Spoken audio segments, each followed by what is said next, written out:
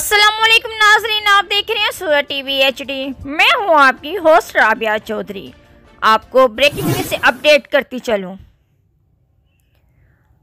अलहम्रा हाल show सुर और ताल का कॉम्बिनेशन, जिसमें बच्चों और बच्चियों ने हिस्सा लिया और अपने फ़न का मुजाहरा किया और खूब दाद वसूल की। शुरका से इस मौके पर कायदे आज़म प्रेस क्लब के सदर चौधरी इरफान शौकत ने भी खिताब किया और बच्चों को खूब सराहा। तालीम के साथ साथ मौसीकी भी बहुत ज़रूरी है, जो कि रूह की ग़िज़ा है। कायदे आज़म प्रेस क्लब के सदर चौधरी इरफान शौकत ने बच्चों को टैलेंट दिखाने के लिए कायदे आज़म प्रेस क्लब में इनको दावत दी और कहा कि बच्चे हमारी कौम का सरमाया है।